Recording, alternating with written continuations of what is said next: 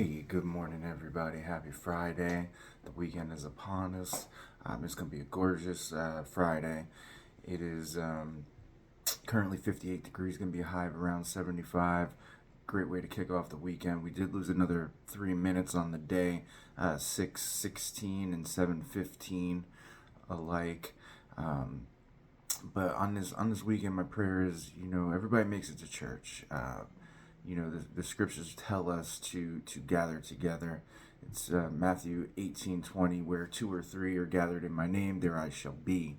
Right? When two or three are gathered in my name, there I shall be. He shows up. The Lord shows up when we gather together. So if you're wondering where he is and where to find him, go to church, gather together, and he'll show up. Go to a church that preaches the Bible, a Bible preaching church, so that you're sitting under the preaching of the Word, and when you're gathered together and you pray together and you're of one body and one spirit, and he shows up. There's conviction, right? There's conviction.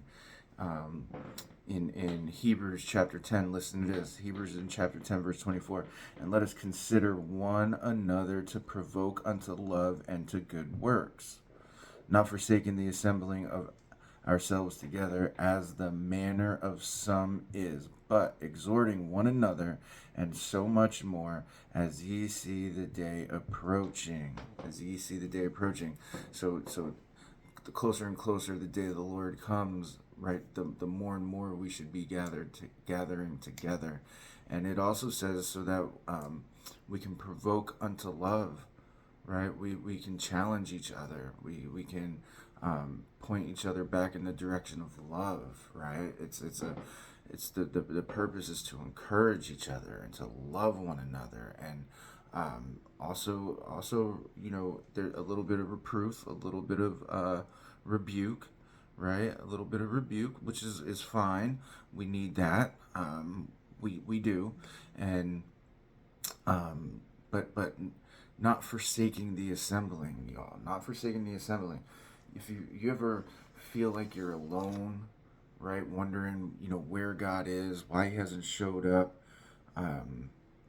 but you're not really, you don't have any accountability partners. Men, this is especially important. Having accountability partners, because where two or three are gathered in my name, there I shall be, right? So, and it doesn't take, you don't have to go to no mega church, man. You don't have to go to a church of, thousands of people. Up here in Canada South, right? A big church is 200, right? And you could show up with two or three, right? Two or three and the Bible, and he's going to show up, and you will find him, Okay, off of that soapbox. But it sort of ties in today, and it ties in today. So we're looking at repentance, and we're going to look at Malachi, because I kind of been looking at these verses through the Old Testament, and I think next week we'll do some New Testament verses. But we're looking at human responsibility in repentance. Okay, human responsibility in repentance. And so in Malachi chapter 3, and we're going to be looking at verse 7, but in verses 1 through 6, it's predicting John the Baptist coming, and getting us ready for Jesus, right? Getting us ready for Jesus, and pointing to him, so that we know that this is the Lord of Lords and King of Kings that shows up. Okay, now this is the last of the Old Testament books. God goes silent for about 400 years before John the Baptist steps on the scene.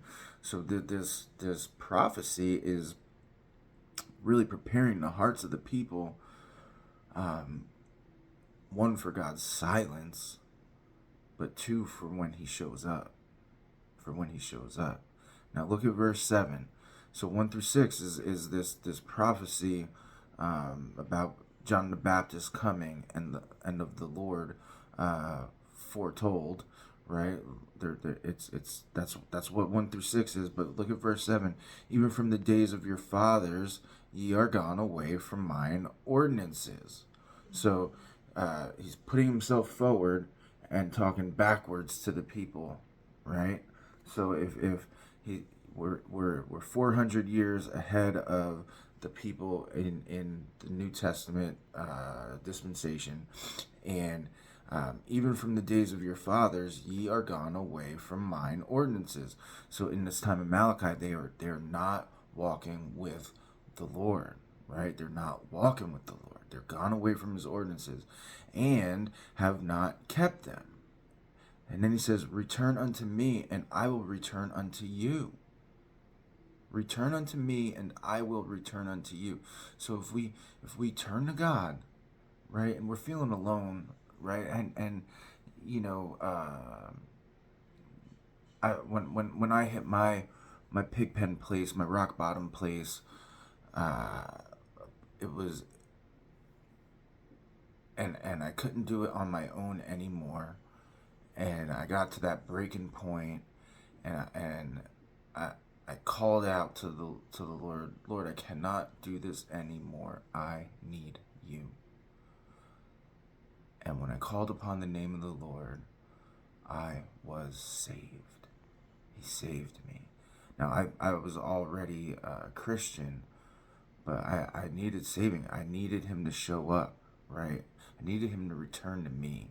But I had to return to him. I had to return to him. And he did. He did return to me.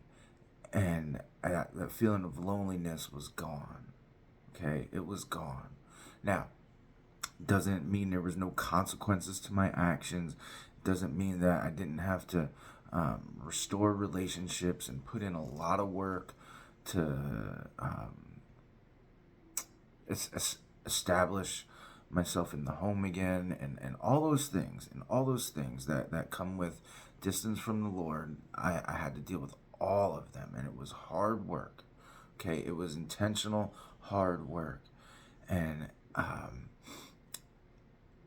it couldn't happen until I returned to him. See, if you look at Romans chapter 1, he turns us over to, right, the lust of our own heart. He turns us over to a reprobate mind, right? So if we're walking away from him, he's gonna let us go, right? Look at the prodigal son. The father gave him the inheritance and go, right? And then he woke up at the bottom of the pig pen, hungry and alone. But he returned, right? He returned, and there he was. So he says, "Return unto me, and I will return unto you, saith the Lord of hosts. But ye said, wherein shall we return?" Well, where shall we return? Well, we return in our hearts to him, right? But here's another hint. Gather, assemble. If you're looking for the Lord, go to church, assemble with another believer, because where 2 or 3 are gathered in my name, there I shall be. Okay, there I shall be. There's a hint, right? You can't do it alone. See, I thought I could do it alone. I thought I could take care of it all on my own. I thought I could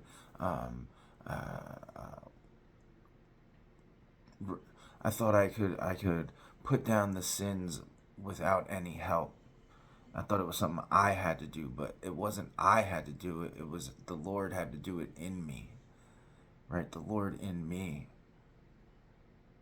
And that's where, when I returned to him, he returned to me, and there he was.